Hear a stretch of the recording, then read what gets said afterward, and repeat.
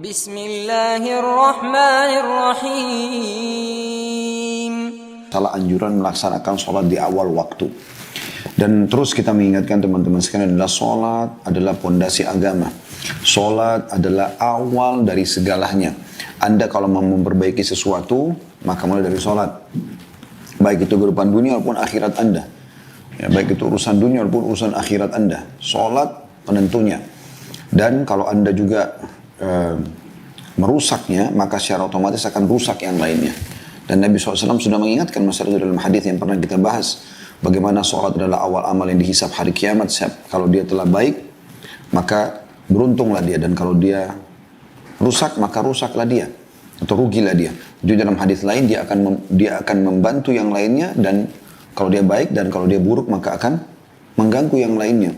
Oleh karena itu sholat adalah asas segalanya. Anda mau mulai kehidupan Anda supaya lebih baik, mulai dengan menjaga sholat awal waktunya, wudunya, ya, gerakannya, bacaannya, konsentrasi, semua itu Anda jaga. Dan mulai dari sholat wajib aja dulu.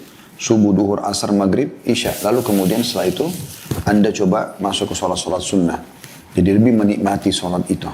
Makanya Nabi SAW mengatakan, Innama ju'ila qurratu aini fis sholat.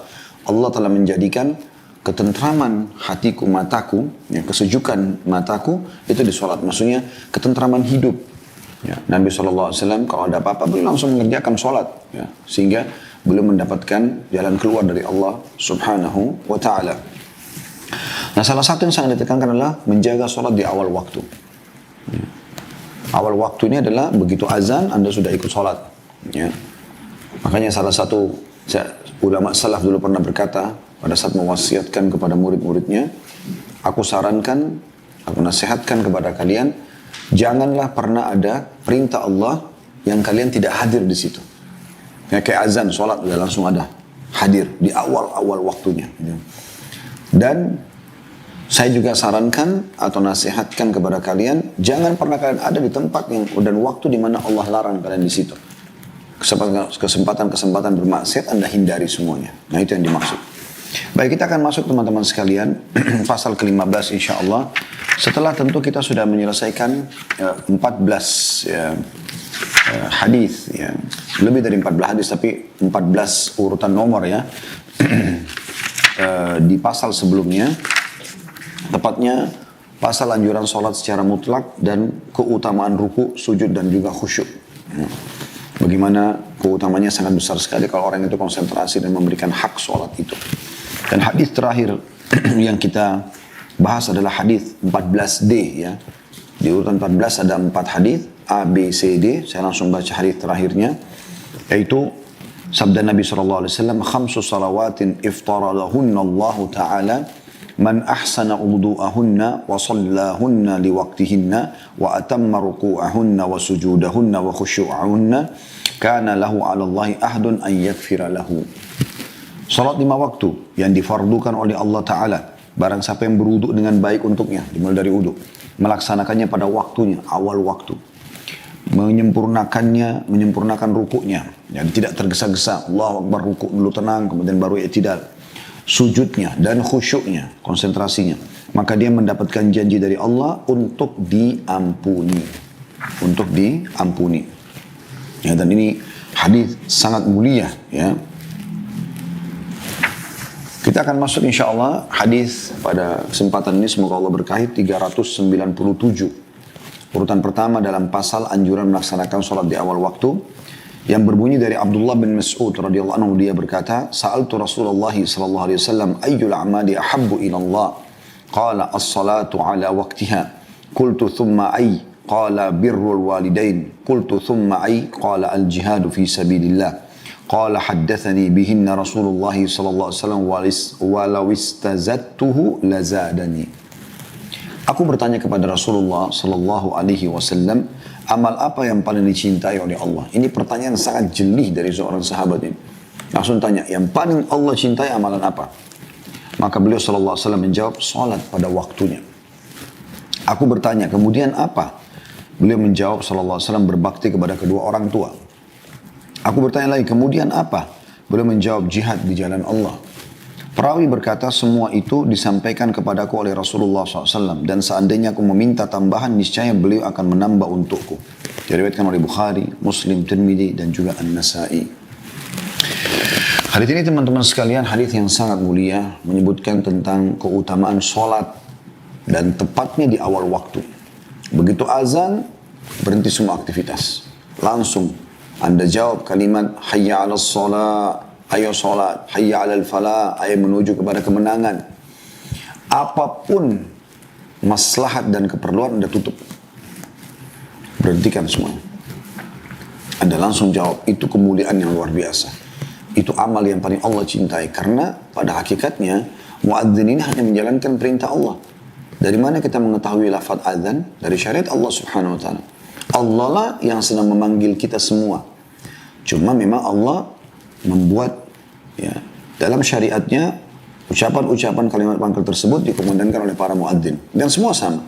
Mau orang bule di wilayah Eropa dan Amerika sana atau Australia, mau orang Arab di Jazirah Arab, mau orang Melayu di Asia Tenggara, mau orang hitam di Afrika, sama. Hayya 'alas shalah, ayo salat. Hayya 'alal falah, ayo menuju kepada kemenangan. Menang, kemenangan dunia dan kemenangan akhirat. Maka kita ambil pelajaran di sini teman-teman sekalian. Yang pertama adalah kejelian Abdullah bin Mas'ud radhiyallahu anhu, sahabat Nabi yang mulia ini, keutamaan beliau. Sahabat Nabi yang mulia ini radhiyallahu anhu adalah orang yang sangat jeli dengan pertanyaan beliau. Bagaimana beliau mengatakan, aku bertanya kepada Rasulullah SAW, amal apa yang paling Allah cintai?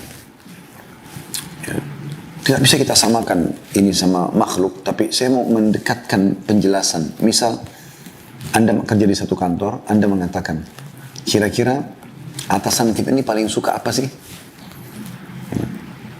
Lalu kemudian Anda berusaha melakukan dari perbuatan, dari apalah ya, interaksi, mungkin bahkan makanan kesukaannya segala macam, Anda coba untuk memberikan yang terbaik. Supaya Anda punya kedudukan di sisinya. Nah, ini tidak bisa disamakan dengan Allah SWT, mustahil makhluk, tapi saya mendekatkan makna. Artinya, apa kira-kira yang paling membuat Allah bisa mencintai aku karena aku mencari apa yang paling dia cintai? Ini makna dalam sekali bagaimana sahabat ini bertanya. Dan ini kejelian, kecerdasan beliau radhiyallahu anhu. Dan luar biasa karena keikhlasan beliau sampailah hadis ini kepada kita. Bayangkan 1400 tahun lebih. Dan mungkin hadis ini disusun oleh Al-Mundhiri juga sekian ratus tahun yang lalu. Dan akan terus terjaga sampai menjelang hari kiamat. Berapa pahala Abdullah bin Mas'ud radhiyallahu anhu? Karena kejelian bertanya tentang kebaikan. Ya. Dari sini juga masih di poin pertama, manfaatnya kejelian Abdullah bin Mas'ud dan bagaimana seseorang itu penting untuk bertanya dalam sebuah majelis kalau memang dibutuhkan. Bukan untuk mengetes, bukan untuk menguji pemateri. Tapi memang dia butuh untuk mengetahui amal apa kira-kira yang paling baik. Sehingga orang lain juga bisa jadi tahu. Dan akhirnya dia menjadi penyebab. Ya, kebaikan-kebaikan itu dikerjakan oleh orang lain. Dan akhirnya bukan cuma sekedar dapat panen pahalanya. Pahala dari amal yang dia akan kerjakan. Kayak Abdullah bin Mas'ud radhiyallahu anhu, beliau dapat pahala karena coba menerapkan ini dalam kehidupannya awal waktu sholat. Gitu ya. Juga orang-orang yang mengikutinya seperti sekarang kita dengarkan. Mungkin saya dan teman-teman sekalian yang mendengarkan ceramah ini. Kita akan termotivasi nanti menjaga sholat di awal waktu. Dan Abdullah bin Mas'ud panen pahalanya. Dan gitu. Kemudian pelajaran yang kedua adalah jawaban Nabi SAW. Qala sallallahu alaihi wasallam, as-salatu ala waktiha. Sholat di awal waktu. Ya. Jadi begitu azan sholat. Dan tentu setiap kali teman-teman sekalian Anda mengundur sholat itu, maka pada saat itu beda pahala yang Anda dapatkan dengan orang yang mengerjakan di awal waktu. Misalnya begitu azan Anda sudah di masjid, atau Anda sudah di sejadah kalau Anda perempuan misalnya karena tidak ke masjid. Anda sudah siap untuk takbiratul ihram di awal waktu, malaikat sudah mulai mencatat dengan orang yang sholat setengah jam kemudian, 1 jam kemudian, 2 jam kemudian. Apalagi kalau sudah menjelang masuk waktu sholat yang akan datang. Maka itu beda pahalanya dengan awal. Jangankan begitu teman-teman sekalian. Kalau kita sholat di awal waktu pun, begitu imam Allahu Akbar, takbiratul ihram pertama. Lalu kita juga Allahu Akbar ikut pertama. Ini punya keutamaan tersendiri. Beda pahalanya dengan orang yang datang setelah Al-Fatihah selesai. Beda pahalanya dengan orang yang datang pada satu rukuk. Beda pahalanya orang yang masbuk 1 rakaat. Beda pahalanya dengan orang yang masbuk 2 rakaat. Beda pahalanya orang yang datang tidak dapat rakaat sama sekali, cuma di tahiyat akhir misalnya. Beda pahalanya dengan orang jamaah kedua, jamaah ketiga, dan seterusnya. Makin Anda undur waktunya, maka makin kecil keutamaannya. Walaupun keutamaannya sangat besar sholat itu sendiri. Dan Anda boleh kerjakan selama waktunya belum keluar gitu kan. Maka makin awal maka makin besar pahalanya. Dan kita sudah tahu hadis Nabi SAW. Siapa yang tidak kehilangan 40 hari takbiratul ihram pertama imam. Begitu imam Allahu Akbar. Dia sudah ada di situ 40 hari. Maka dia akan selamat dari, diberikan oleh Allah SWT 2 keselamatan. Selamat dari sifat kemunafikan dan selamat dari api neraka. Karena keutamanya sangat besar masalah sholat itu di awal waktu. Oleh karena itu teman-teman sekalian, coba terapkan dan mulai perbaikan apapun dari sholat. Dari waktu sholat saja. Mulai sekarang Anda berazam, niat insya Allah. Dan berapa kali kami alami itu, setiap kali mau tidur malam, niat mau bangun, maka terbangun subhanallah.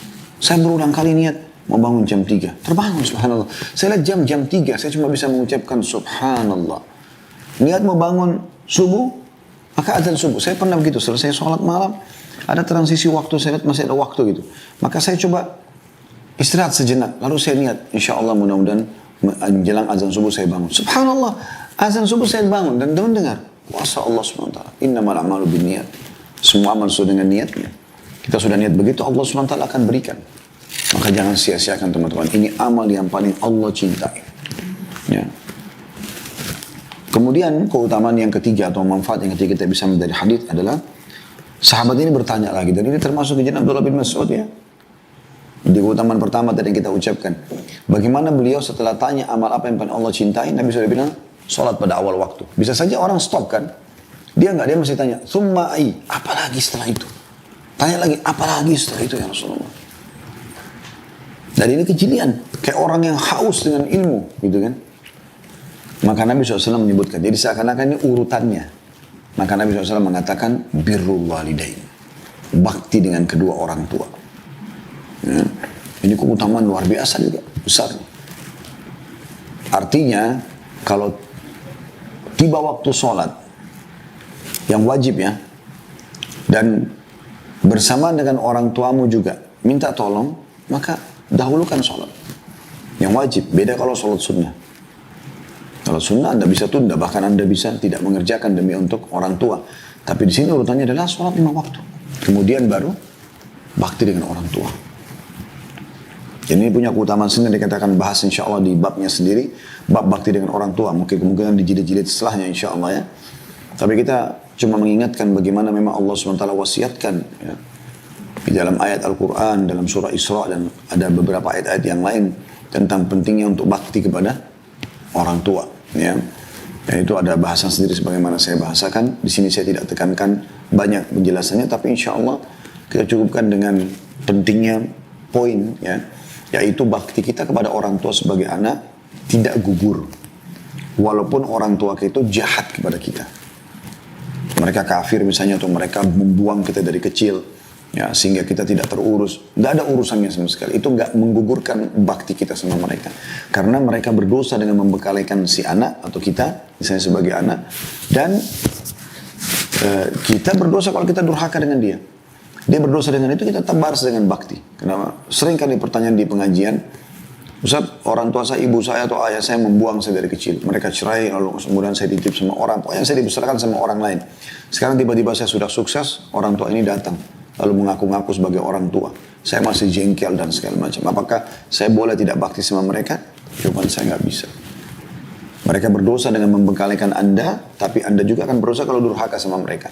Karena kita sebenarnya bukan sedang interaksi, bukan masalah interaksi dengan individu yang sedang Allah hubungkan variabel hukum dengan mereka seperti orang tua kita misalnya, atau suami, atau anak, atau teman-teman.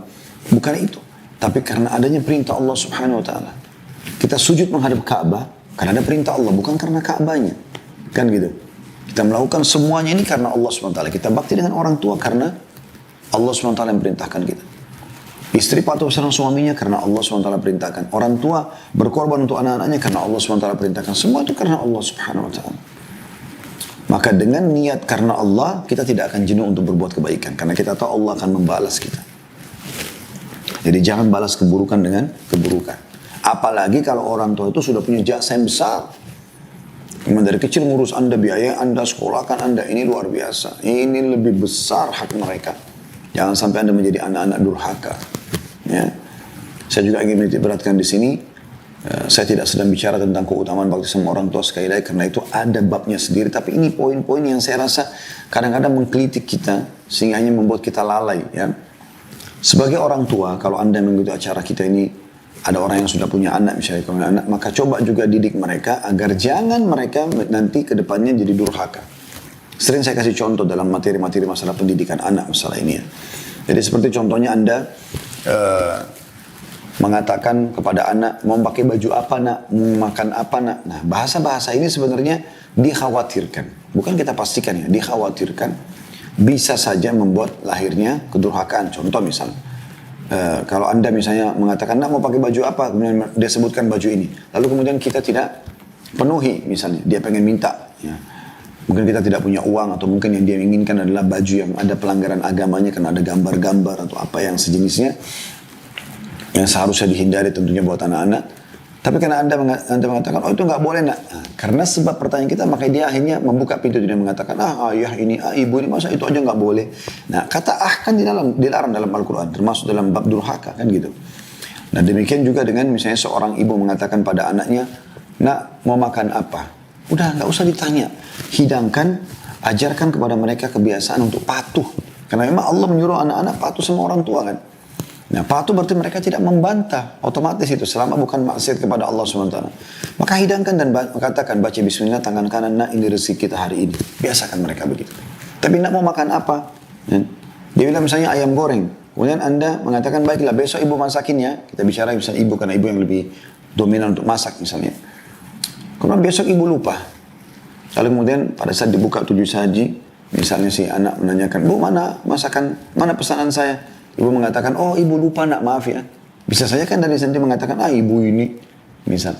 Kan keluar lagi kata Allah mengatakan, wala taqul lahuma uffin. Jangan pernah ucapkan kepada mereka kalimat gitu lah. Maka muamalah kita dengan Allah subhanahu wa ta'ala. Sabar menghadapi mereka. Ya, mereka kasar kah? Mereka jauh dari agama kah? Ya, apa saja. Sabar saja. Selama mereka tidak menyuruh kita maksiat. Kita bakti dengan mereka. Utsman bin Affan radhiyallahu anhu terkenal sangat bakti dengan ibunya, sampai-sampai dia tidak mau memandang mata ibunya. Ya, seperti itu. Bagaimana mereka berbakti. Ya. Baik, kemudian pesan yang keempat yang kita bisa menjadi hadits adalah Abdullah bin Mas'ud bertanya lagi, "Tsumma ai, apalagi setelah bakti sama orang tua?" Maka kata Nabi SAW, al-jihadu fi sabilillah, berperang di jalan Allah. Ini juga punya keutamaan sendiri. Yang akan ada babnya insyaAllah, khusus membahas masalah bab jihad, ya, bagaimana keutamaannya sangat besar sekali. Di saat memang Allah Subhanahu wa taala memudahkan itu buat kita, maka jangan disia-siakan tentunya ya.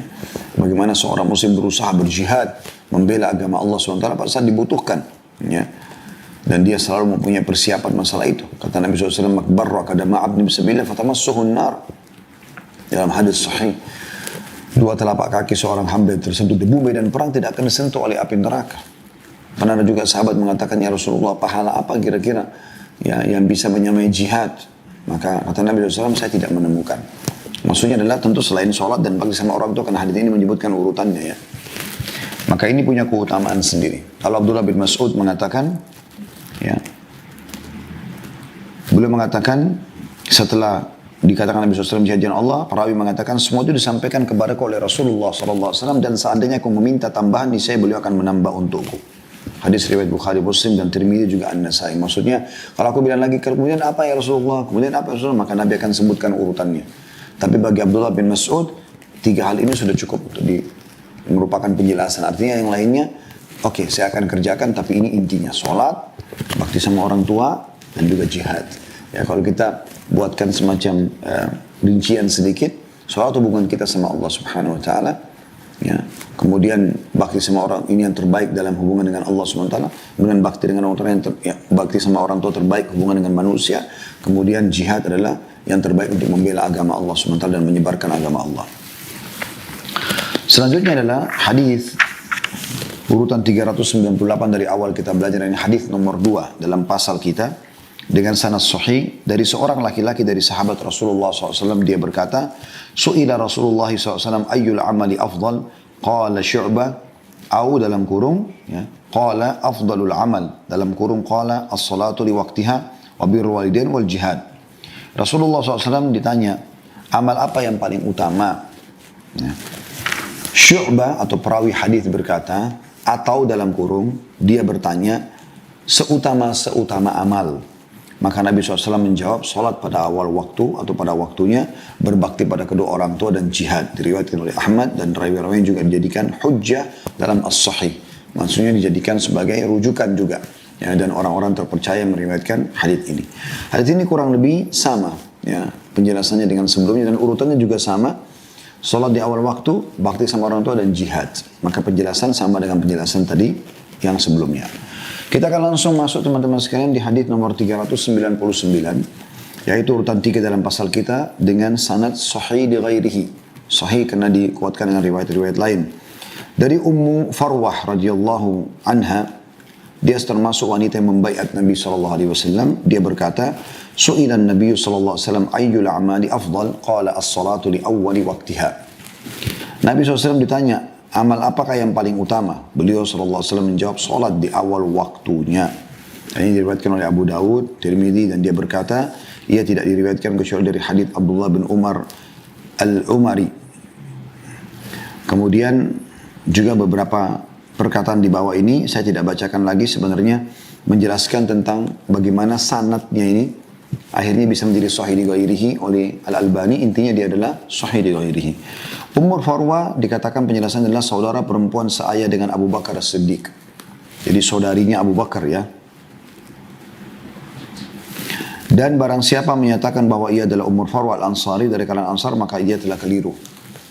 Maksudnya kata Albani tentang masalah itu. Inti bahasanya teman-teman sekalian adalah sama, disebutkan tentang awal waktu dari salat tersebut. Hadis selanjutnya nomor 400, urutan dari awal kita belajar, alhamdulillah. Itu sudah 400 hadis bahkan lebih yang sudah kita pelajari, semoga Allah berkahi insyaallah. Dan urutan keempat dalam pasal kita sahih di ghairihi juga, sahih karena dikuatkan dengan riwayat-riwayat lain.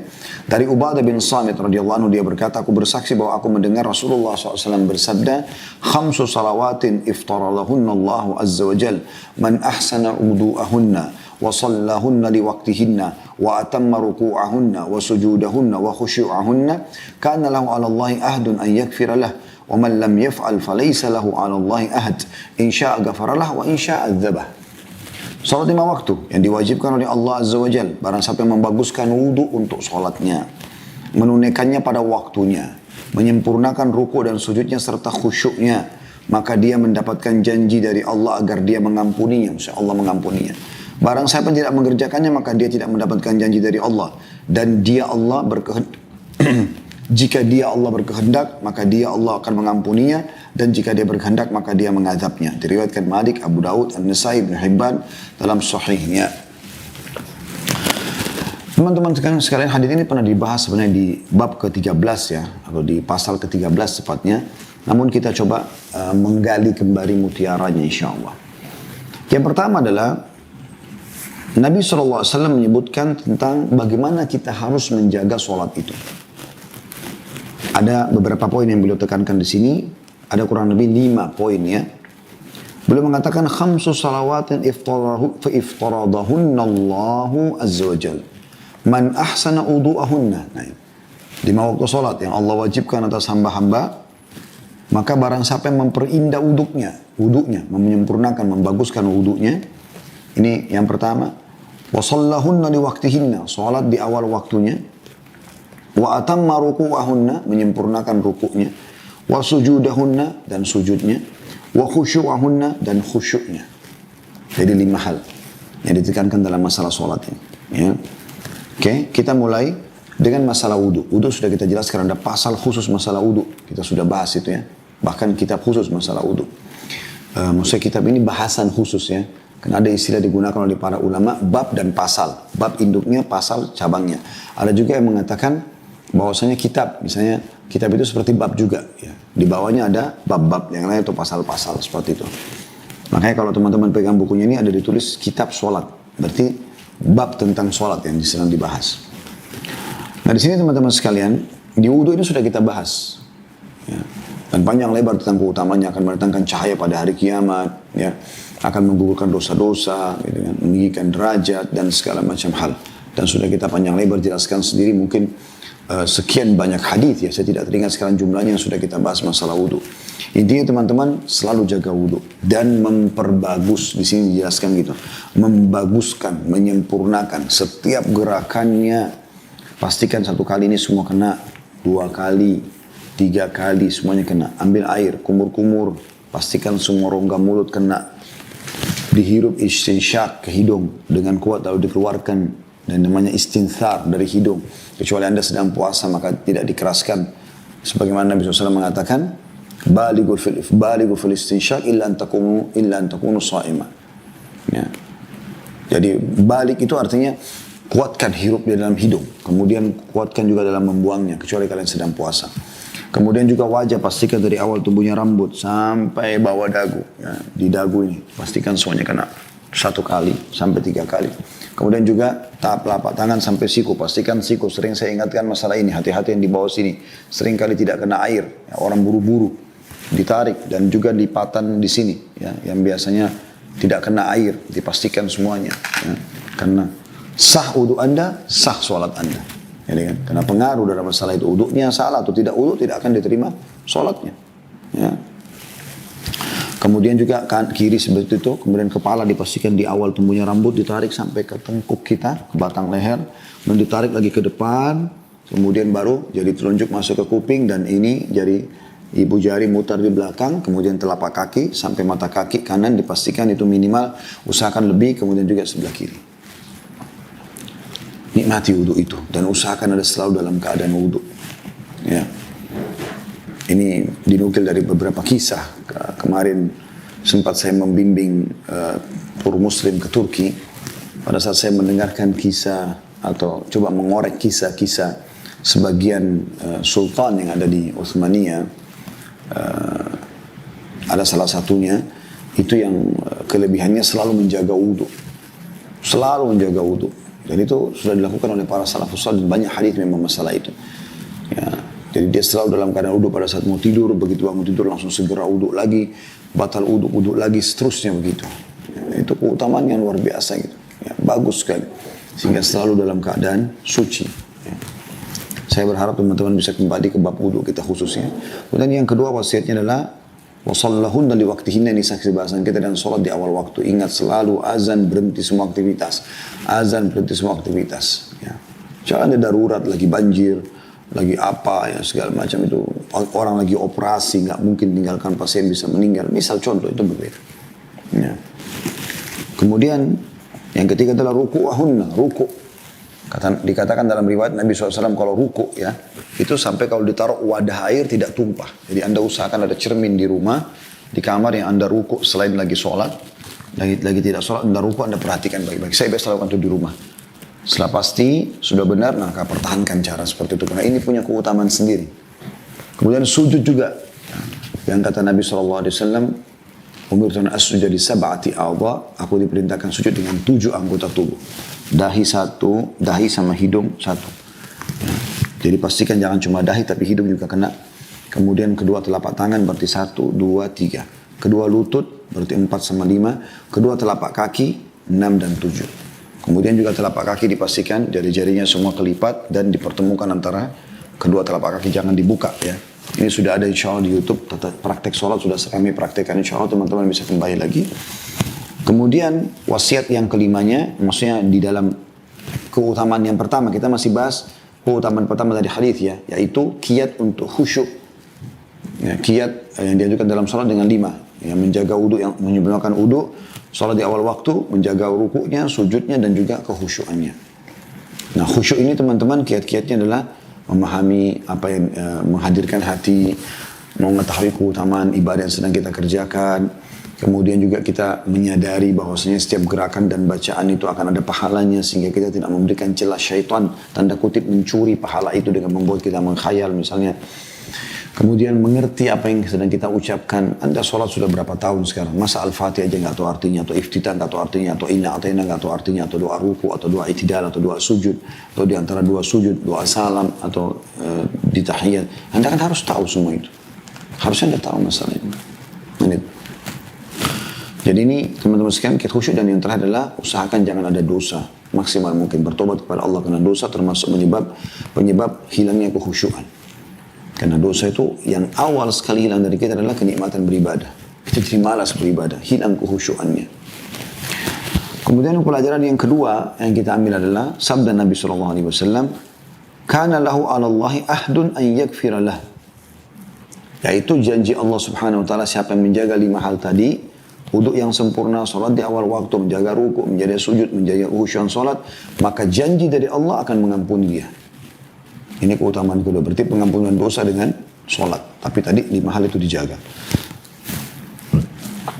Pelajaran yang ketiga yang kita ambil adalah potongan hadits "Man lam yaf'al falaysa lahu 'ala Allahi ahad."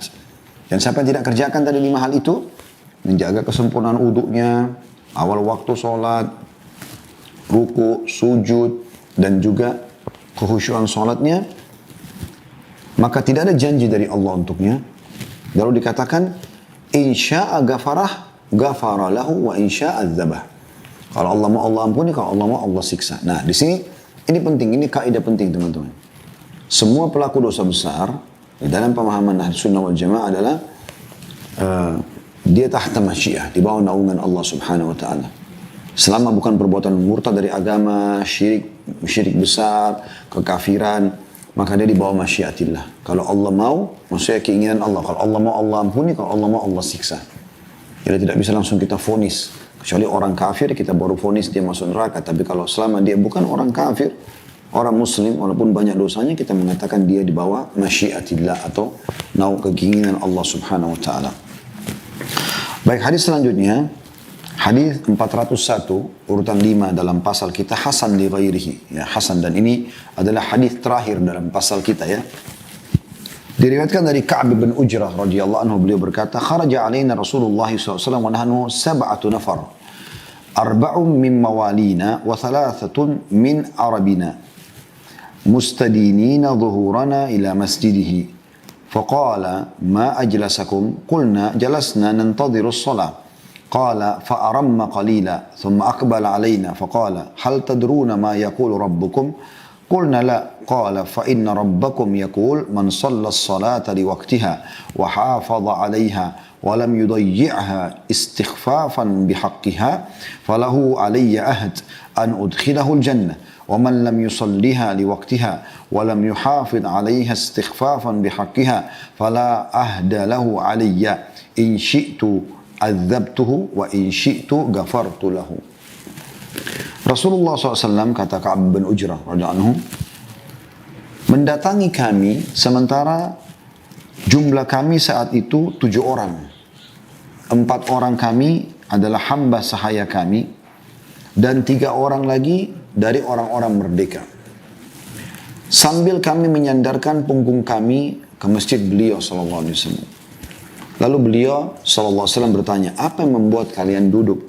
Kami menjawab, "Kami duduk-duduk menunggu sholat." Perawi berkata, maka Nabi diam sejenak, kemudian menghadap kepada kami dan bersabda, "Tahukah kalian apa yang difirmankan oleh Rabb kalian?" Kami menjawab, "Tidak." Beliau SAW menjawab, "Sesungguhnya Rabb kalian berfirman, barang siapa yang mendirikan sholat pada waktunya, menjaganya, tidak menyia-nyiakannya karena meremehkan haknya, maka dia mendapat janji dariku," kata Allah, "untuk aku," hanya besar kata ganti Allah, "masukkan dia ke dalam surga. Dan barang siapa tidak mendirikannya pada waktunya, tidak menjaganya dan menyia-nyiakannya karena meremehkan haknya, maka dia tidak mendapatkan janji dariku. Jika aku berkehendak maka aku mengazabnya, dan jika aku berkehendak aku akan mengampuninya." Diriwayatkan oleh Tabarani dalam Mu'jamul Kabir dan Mu'jamul Awsat, juga Ahmad meriwayatkan dengan senada. Ya. Baik teman-teman sekalian, kita tutup insya Allah bahasan kita dengan hadis ini. Yang kita bisa ambil mutiaranya adalah keutamaan Ka'ab bin Ujrah radhiyallahu anhu, sahabat Nabi yang mulia. Sekali lagi saya ulangi, dan ini sering saya bahasakan, ada beberapa sahabat teman-teman yang jeli sekali. Mereka berusaha untuk menyampaikan hadis Nabi SAW, tidak langsung pada penyampaian hadisnya, tapi coba menggambarkan situasi pada saat itu. Saya sudah sering bilang, mungkin bagi sebagian orang yang hidup pada saat itu tidak terlalu penting, karena mereka mengalaminya, tapi bagi kita penting ini. Ya. Dan akhirnya kita juga jadi tahu, oh ternyata sebab Nabi SAW sebutkan hadis ini karena kejadian pada saat itu seperti ini. Nah ini penting teman-teman sekalian. Makanya di sini ada di awal hadis cerita kan, kata Ka'ab bin Ujrah, kharaja alaina Rasulullah SAW wa nahnu sab'atu nafar. Satu hari pernah Nabi SAW keluar menemui kami, dan kebetulan para sahabat sedang berada di masjid. Ya. Bisa bermakna dalam masjid atau bermakna di luar masjid dan bersandar di tembok masjid. Ya, tapi lebih dekat makna di dalam masjid. Dan Nabi SAW keluar, maksudnya adalah Nabi keluar dari rumahnya menuju ke dalam masjid. Dan dulu rumah Nabi SAW ada pintu menuju ke masjid langsung kalau beliau mengimami atau akan mengimami sholat. Maka dia ceritakan radhiyallahu anhu, keluar Nabi SAW menemui kami pada saat itu dan kami jumlahnya 7 orang. Nah penyebutan 7 orang ini sebenarnya bagi mereka pada saat itu tidak penting.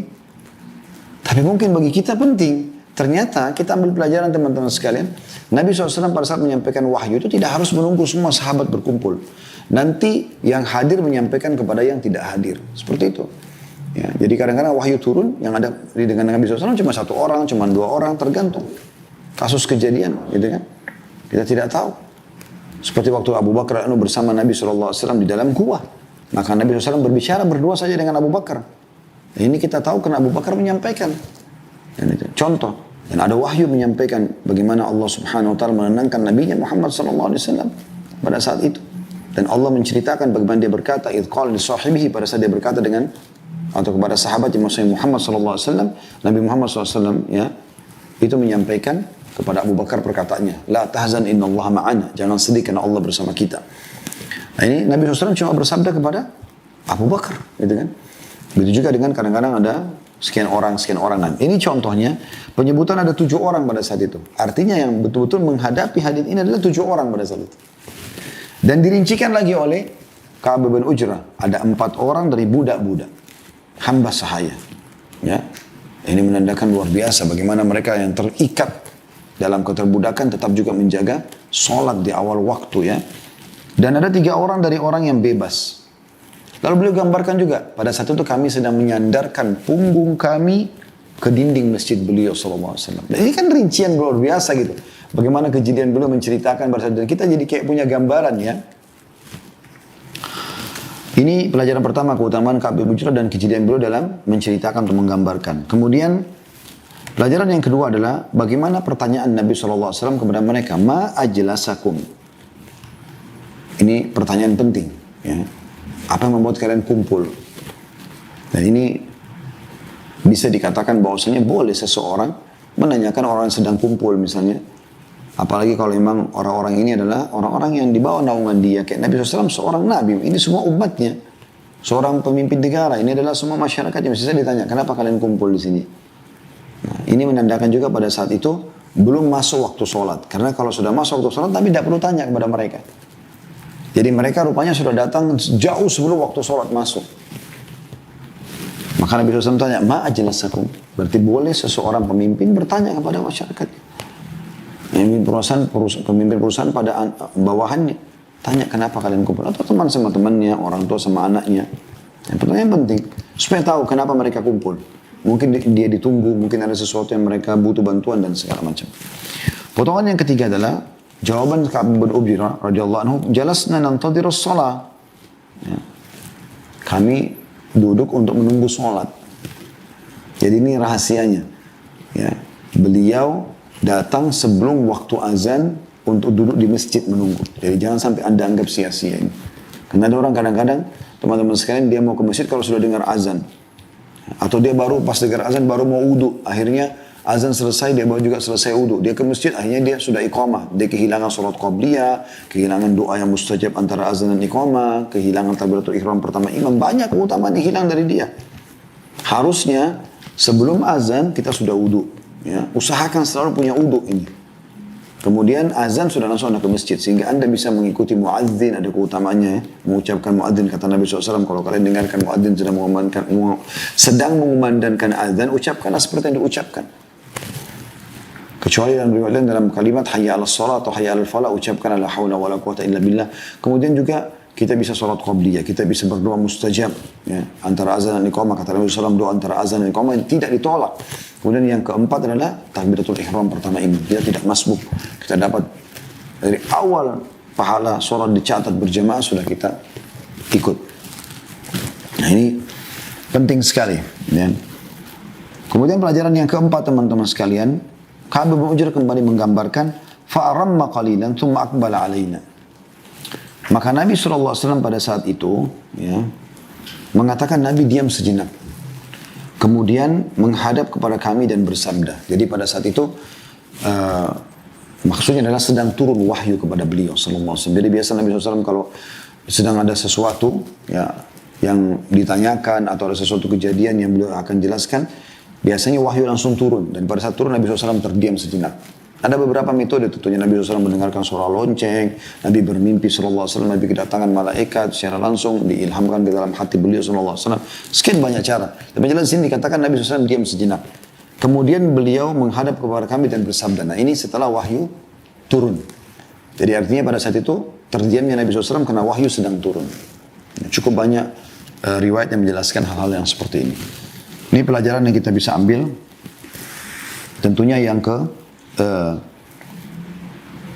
tiga ya. Nah yang pertama tadi adalah keutamaan Ka'ab bin Ujrah. Yang kedua pertanyaan Nabi SAW. Yang ketiga tadi masalah menunggu solat. Yang keempat ini, pelajaran keempat adalah Nabi potongan dari hadis fa'aramma qalilan tsumma aqbala alaina. Beliau terdiam sejenak, Nabi SAW kemudian menghadap kepada kami. Maksudnya adalah pada saat itu wahyu turun. Pelajaran yang kelima yang kita bisa ambil adalah bagaimana kata Nabi SAW, hal tadruna ma yaqulu rabbukum? Apakah kalian tahu apa yang Tuhan kalian telah firmankan? Maksudnya karena perbuatan kalian ini. Langsung wahyu turun kepada aku dan Tuhan kalian telah berfirman. Dan ini metode yang Nabi SAW lakukan adalah metode pertanyaan yang mengundang, yang memancing perhatian ekstra dari audiens ya. Apakah bisa saja Nabi SAW mengatakan sesungguhnya Tuhan kalian telah berfirman? Tidak, Nabi SAW mengatakan apakah kalian tahu apa yang Tuhan kalian lakukan? Maksudnya saya baru dapat wahyu nih. Tuhan kalian menyampaikan sesuatu. Apa kalian tahu? Tentu saya hamba tidak tahu.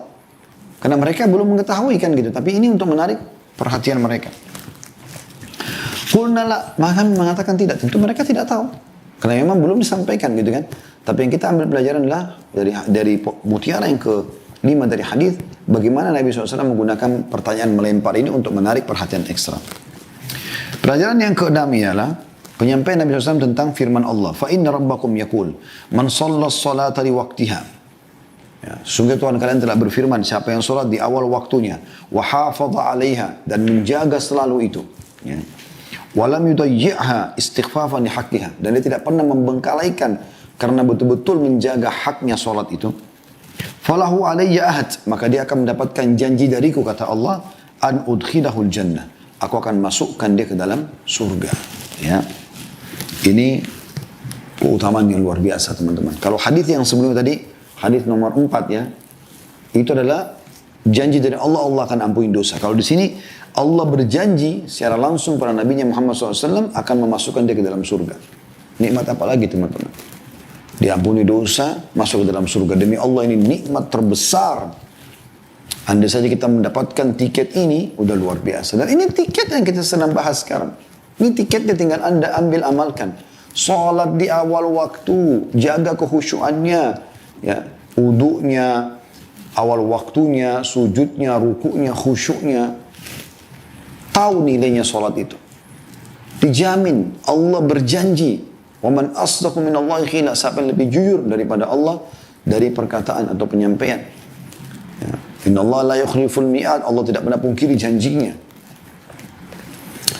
Allah mengatakan falahu alayya ahad, maka orang yang jaga tadi salat itu awal waktunya ya, dan selalu istiqamah, berusaha istiqamah di situ menjaga sampai dia meninggal dunia, maka ada janji dariku. Apa janjinya? An udkhilahul jannah, aku pasti akan masukkan dia ke dalam surga. Dan ini keutamaan yang luar biasa teman-teman, di mana kita bisa mendapatkan keutamaan ini tinggal kita jaga sholat. Ini keutamaan mutiara yang ke-6 dari hadis. Yang ke-7 teman-teman sekalian adalah sebaliknya kata Nabi SAW, Allah berfirman, "Man lam yusalliha li waqtiha", sampai tidak sholat di waktunya, "walam yuhafid alaihi istighfafan bihaqqiha", dan tidak menjaga dengan memberikan haknya sholat itu, seakan-akan adalah sholat gak masalah gitu. Awal waktu, akhir waktu gak ada masalah. Fala ahdu alayya, tidak ada janji dariku. Kata Allah SWT, in syi'tu adzabtu, kalau aku mau aku menghukumnya, wa in syi'tu ghafartulah, kalau aku mau aku akan ampuni dia. Berarti ada ancaman teman-teman sekalian bagi orang yang melalaikan sholat. Makanya Allah bilang dalam surah Al-Ma'un, wa wailun lil musallin, kecelakaan bagi orang yang sholat, alladzina an salatihim sahun. Mereka orang yang dalam sholatnya lalai. Sahun sebagian ulama mengatakan sengaja mengundur-mundur sampai keluar di waktu sholat yang akan datang. Duhur dibiarkan sampai akhir waktu, nanti menjelang asar atau asar baru dia mau sholat. Tinggal 1 menit, tinggal 2 menit, ini menunda-nunda. Allah musta'an. Semoga Allah maafkan kalau lalu kita pernah kerjakan itu, insya Allah. Baik teman-teman sekalian, ini bahasan kita dan kita akan lanjutkan pertemuan akan datang di pasal ke-16, masalah anjuran sholat berjamaah dan keterangan tentang orang yang berangkat menuju sholat berjamaah tetapi mendapati orang-orang telah usai sholat. Seperti apa kira-kira keadaannya? Kita akan lanjutkan nanti insya Allah pertemuan akan datang di hadits nomor 402 ya. Itu insya Allah akan kita bahas. Dia sampai hadis nomor 410. Dari 402 sampai 410 insya Allah. Baik, ini insya Allah bahasan kita teman-teman. Saya akan coba buka pertanyaan. Bismillah.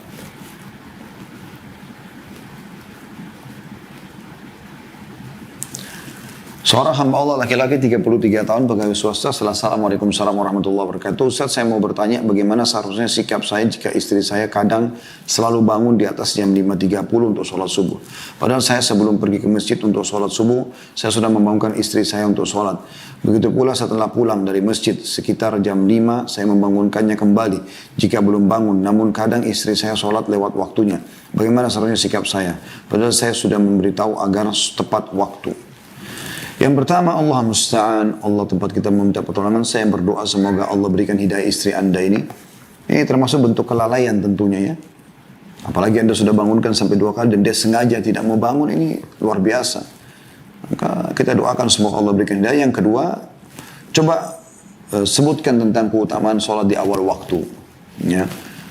Karena ilmu wahyu ini, itu berbicara dengan hati manusia. Insya Allah kita berharap dengan itu hatinya bisa terbuka. Dia jadi mau untuk mengerjakan ya di awal waktu sambil kita doakan biidznillah taala. Kalau memang sampai berulang kali juga tidak mau, maksudnya sudah anda coba sebutkan keutamaan, anda sebutkan ancamannya. Ancaman orang yang sengaja meninggalkan sholat sampai keluar waktu itu bahaya sekali. Ya, bisa tidak diterima sholatnya walaupun dia kerjakan, karena orang yang boleh mengerjakan di luar waktu sholat misalnya ada udzur ya, misal contoh orang tertidur bangunnya jam 7 pagi misalnya. Sudah terbit matahari. Memang dia tertidur, dia tidak punya udzur. Karena Nabi SAW begitu dengan para sahabat beliau ridwanullahi alaihim. Dalam satu perjalanan beliau sempat ketiduran. Dan beliau bangun pada saat ada terik matahari yang beliau rasakan. Maka beliau bangunkan semua sahabat, suruh azan, Bilal azan, kemudian beliau sholat berjamaah. Dan beliau mengatakan sungguh tempat ini semalam dikerumuni oleh syaitan atau dipenuhi oleh syaitan. Tapi itu punya udzur. Tapi kalau tidak ada udzur ke istri anda, sudah anda bangunkan, sengaja tidur, dibangunkan, akhirnya dia lama di kamar mandi, akhirnya sampai terbit matahari, ini berdosa dan tidak boleh lagi dia sholat sebenarnya. Kalau dia sengaja meninggalkan sholat kan gitu, ini bahaya dan ini hukumnya termasuk meninggalkan sholat secara sengaja. Jadi nggak boleh. Orang yang punya udzur saja yang masih boleh melakukan atau mengqadha sholat itu.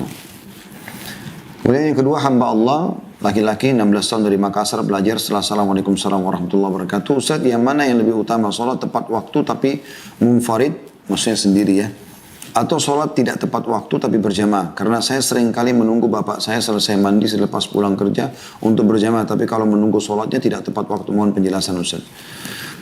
Saran saya sholat ke masjid ya. Ananda ini sholat di masjid ya. Dia tidak harus sholat berjamaah dengan ayah di rumah. Kecuali anda punya udzur syar'i, hujan lebat, ada apa-apa, baru sholat di rumah sama ayah. Dan kalau dikasih pilihan sholat awal waktu sendirian atau sholat berjamaah tapi lewat waktu, maka kita katakan sholat awal waktu. Ya, sholat awal waktu tetap lebih utama walaupun anda sendirian. Misal anda masuk waktu, anda masuk dalam sebuah masjid, orang di situ mungkin tidak terbiasa. Saya pernah begitu ya. Datang ke satu kota, ternyata ada satu masjid, mereka duhur nggak dipakai sholat memang di situ rupanya. Jadi warga itu semua pada sibuk kerja, mereka sholat di tempat masing-masing, nanti mereka ketemu maghrib atau isya. Jadi duhur sama asar itu memang tidak sholat di masjid itu. Nah kalau kita mau tunggu, mungkin tidak ada yang mau sholat sama kita, ataupun tunggu berapa lama baru datang 1 orang atau 2 orang saja. Maka sholat saja di awal waktu. Kecuali kita yakin, misalnya kalau kita nunggu 10-15 menit, mungkin ada orang, kan nggak ada masalah. Anda tunggu untuk berjamaah. Assalamualaikum warahmatullahi wabarakatuh. Ustaz, saya seorang ibu, saya ibu menyusui. Anak saya berusia 1 tahun sekarang, saya sedang hamil lagi. Kadang saya merasa agak kelelahan, sehingga jadi agak jarang melakukan amalan-amalan sunnah. Selain itu, saya juga kadang tidak sholat tepat waktu. Karena kadang anak saya tidak bisa ditinggal. Jadi, saya sholatnya gantian menunggu suami pulang dari masjid, baru saya sholat setelah suami pulang. Itu bagaimana Ustaz? Jazakallah khair. Saya ingin berbagi, Bu, ya. Kebetulan saya juga punya bayi, Masya Allah, di rumah. Dan dengan izin Allah Subhanahu Wa Taala, Allah memberikan beberapa anak. Jadi belum besar, Alhamdulillah istri saya hamil, Allah berikan lagi anak. Jadi anak kami berdekatan umurnya. Dan yang kami lakukan adalah tetap sholat di awal waktu. Caranya, tentu sebelum waktu sholat masuk, ibu udah menyiapkan susunya atau sudah mengganti popoknya dan segala macam. Misal ibu tahu duhur jam 12 misalnya. Setengah 12 atau jam 12 kurang 15 menit ibu sudah persiapkan semuanya. Jadi begitu azan, ibu bisa letakkan dia, kalau ibu lagi di sejadah, ibu bisa letakkan dia di depan ibu, di bantal gitu kan. Ditidur gitu kan. Kemudian insya Allah setelah itu ibu sholat. Atau kalau ibu ragu nanti ada apa-apa terjadi sama dia, Anda bisa laksanakan seperti yang dilakukan oleh Nabi SAW. Sebagaimana hadis diriwayatkan oleh Imam Bukhari. Nabi SAW pernah sholat sambil menggendong cucunya Umamah. Beliau gendong pada saat beliau ruku, itu beliau letakkan di tempat sujud, lalu kemudian beliau terus lanjutkan i'tidal, sujud. Pada saat berdiri ke rakaat kedua beliau gendong kembali. Ya, sampai selesai sholat. Ya, Allahu a'lam. Itu saran saya. Tapi kalau ibu melihat keadaannya ternyata memang tidak memungkinkan sama sekali, misal memang kebetulan dia lagi buang air besar atau lagi rewel sekali, kemudian mungkin dia harus dibersihkan badannya, ya, atau memang ibu kebetulan lalai lupa buatkan susu, kemudian udah azan, lalu ibu harus buatkan dulu, maka insya Allah itu termasuk yang masih bisa, ya. Mudah-mudahan ibu bisa segera mengejar. Intinya awal waktu sholat ini usahakan jangan sampai lewat, ya. Allahu a'lam. Itu saran kami. Kemudian dari seorang hamba Allah laki-laki 22 tahun dari Tangerang, seorang buruh. Assalamualaikum warahmatullahi wabarakatuh. Ustaz, saya mau bertanya, apa yang harus didahului ketika pas azan tiba? Kita mau sholat sedangkan orang tua kita mau minta diantarkan ke suatu tempat. Dan itu penting buat orang tua kita. Apakah sholat dulu atau antarkan dulu? Pak Ustaz, sholat dulu. Sholat, saya sudah bahasakan tadi. Urutannya sholat dulu baru bakti sama orang tua. Dan aja orang tua Anda sholat. Walaupun penting. Sholat berapa menit sih, akhi? 5 menit kan? 10 menit maksimal. Atau tidak memakan waktu sama sekali. Maka itu bisa Anda lakukan. Kalau menurut saya, Allahu a'lam, ya. Jadi bisa Anda lakukan itu. Maksudnya Anda sholat dulu dan ajak orang tua. Kalaupun beliau masih belum mau tunda sholat, Anda sholat sebentar saja. Sebentar Bu ya, ayah sebentar saja sholat. Allahu iqamah sholat. Sebentar sholatnya insya Allah.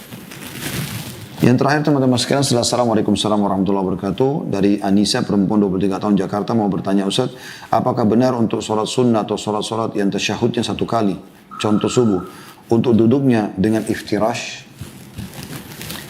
Dan jika kesulitan duduk iftirash, karena ada sakit di kaki kiri, jika ditekan badan, jika tekan badan kakinya sakit, apakah boleh iftirashnya masih ditahan juga dengan kaki kanan yang dilipat? Jazakumullah khair. Semoga Ustaz dan keluarga dan tim selalu diberkahi Allah SWT. Wa iyyaki insyaAllah, dan semoga seluruh yang mengikuti acara kita ini semuanya insyaAllah diampuni dosanya, diangkat derajatnya, dipenuhi hajatnya insyaAllah. Termasuk penanya di sini. Duduk iftirash bagi yang belum tahu adalah duduk seperti di antara 2 sujud, ya, atau tahiyat awal. Kalau yang saya pegangi iya, ya, pendapat yang mengatakan bahwasanya sholat yang 2 rakaat duduknya tetap iftirash. Tapi kalau Anda punya udzur seperti ini, kaki sakit segala macam, tidak harus dipaksakan. La yukallifullahu nafsan illa wus'aha. Allahu a'lam. Baik teman-teman, sudah jam 14 lewat 11 menit. Saya harus menutup sampai di sini. Mohon maaf bagi teman-teman yang belum sempat saya baca pertanyaannya. Jazakumullah khairan sudah partisipasi, dan saya terus mengajak teman-teman untuk di YouTube subscribe, like, dan juga tombol loncengnya jangan lupa supaya Anda dapat informasi baru. Mari sama-sama kita kembangkan channel ini demi untuk mengembangkan atau menyebarkan sunnah Nabi SAW dan juga berdakwah Islam.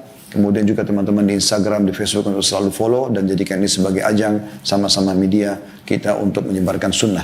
Kalau ada benar dari Allah, kalau ada salah dari saya mohon dimaafkan. Subhanakallahumma bihamdika, asyhadu an la ilaha illa anta astaghfiruka wa atubu ilaik.